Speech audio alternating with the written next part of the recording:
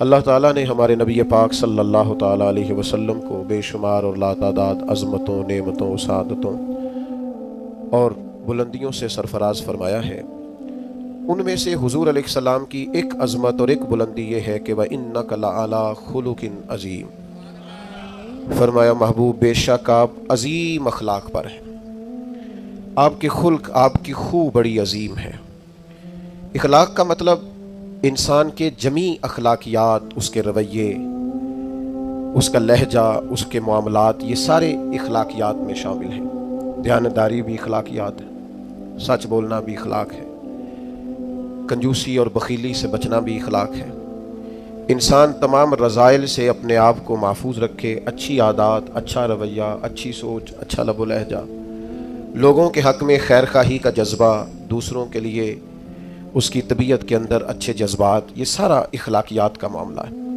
نبی کریم صلی اللہ تعالیٰ علیہ وسلم نے اپنی تشریف آوری کے جو مقاصد خود بیان فرمائے، ان میں سے سرکار نے ایک بڑا مقصد یہ بیان فرمایا کہ میں تمہارے اخلاق کی تکمیل کرنے کے لیے دنیا میں آیا ہوں۔ انسان بڑا پکا نمازی ہو، بڑا پکا حاجی ہو، اس کا سارا لباس مذہبی ہو، اس کا دعویٰ بھی یہ ہو کہ میں بہت کامیاب دیندار آدمی ہوں، لیکن اس کا رویہ، اس کا لین دین کرنا، اس کا لوگوں سے معاملات کرنا، اس کا لوگوں کے بیچ وقت گزارنا، یہ ٹھیک نہ ہو تو کوئی بھی اس کی نمازوں پر، عبادتوں، ریاضتوں پر بھروسہ کرنے کو تیار۔ اقبال کہتے ہیں یہ ذکر و فکر، یہ نیم شبی، یہ ریاض تیری خودی کے اگر پاسباں نہیں تو کچھ بھی نہیں۔ یہ جو کچھ تو بتا رہا ہے، عبادتیں، ریاضتیں، پرہیزگاریاں، یہ اگر تیرے اندر کوئی تبدیلی نہیں لا سکی، نماز بے حیائی سے نہیں روک سکی، اور تیرے صدقات و خیرات کرنا تیری زبان کو میٹھا نہیں کر سکے، تیرے لہجے کو حسین نہیں کر سکے، تو تیری ساری یہ عبادتیں نتیجہ خیز ثابت نہیں ہوئی۔ میرے بھائیوں،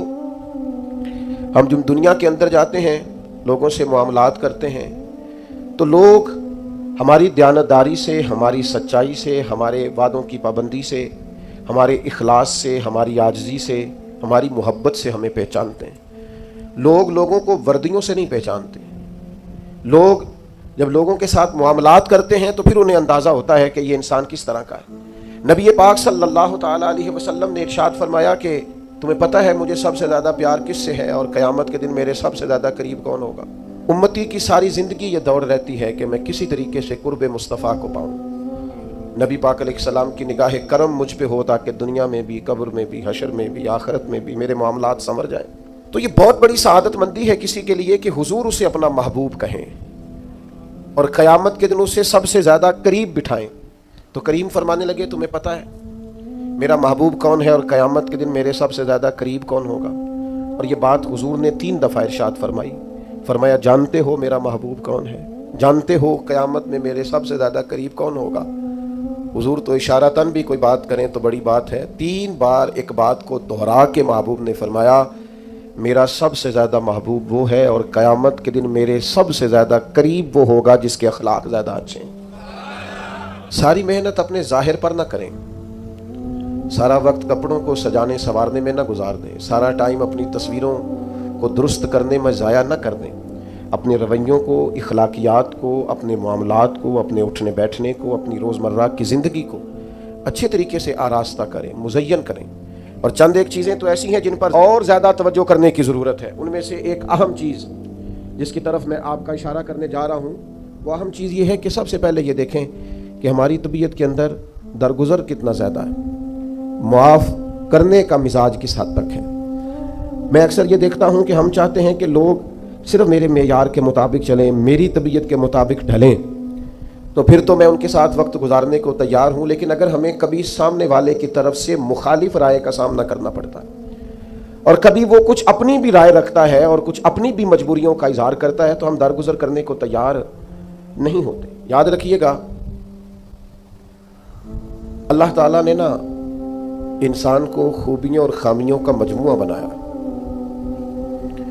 انسان کے اندر بحیثیت انسان خامیاں بہرحال باقی رہتی ہیں، تو چونکہ اس میں خامیاں باقی رہتی ہیں تو ہمیں اس کی خامیوں، غلطیوں اور بشری کمزوریوں سمیت اس سے پیار کرنا پڑے گا۔ اگر ہم یہ کہیں کہ وہ کوئی غلطی ہی نہ کرے، اس کے اندر کوئی کمزوری ہی نہ رہے، کوئی اس کے اندر بشری تقاضا باقی نہ رہے، تو پہلی بات یہ ہے کہ ہمارا یہ مطالبہ ہی سرے سے غلط ہے۔ اس لیے کہ اللہ تعالیٰ نے بالکل معصوم تو فرشتوں کو بنایا ہے، فرشتے معصوم ہیں، اور اشرف المخلوقات اللہ نے حضرت انسان کو بنایا ہے۔ اس کے ساتھ اللہ نے یہ آزمائش رکھی ہے، تو انسانوں کے اندر کمزوریاں رہیں گی۔ نبی پاک صلی اللہ تعالیٰ علیہ وسلم نے ارشاد فرمایا، جس آدمی کو غصہ آیا اور وہ اپنا غصہ نکالنے پر قادر بھی تھا، لیکن اس نے اللہ کی رضا کے لیے اپنے غصے کو کنٹرول کر لیا، فرمایا اللہ اس کے دل کو امن سے بھی بھر دے گا اور ایمان سے بھی بھر دے گا۔ غصے کو کنٹرول کرنا ایمان کی مضبوطی کا باعث بنتا ہے۔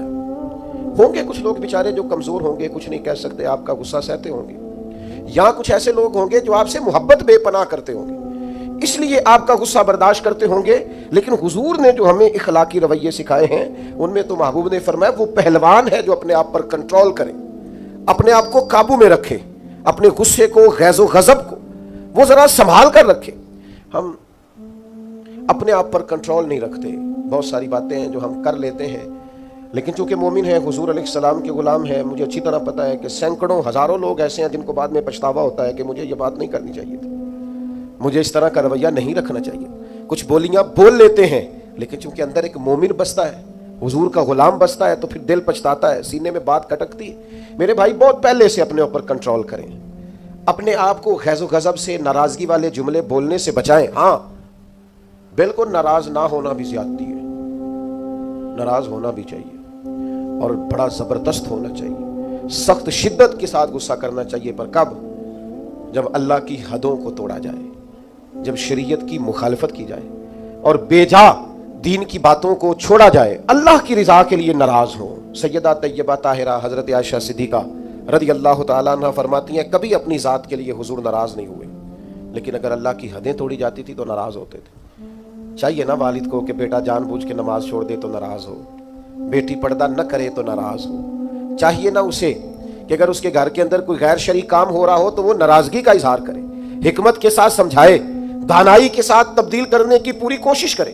آپ کا دل اس وقت پوری طور پر ناراض ہو جب آپ شریعت کی مخالفت ہوتے ہوئے دیکھیں۔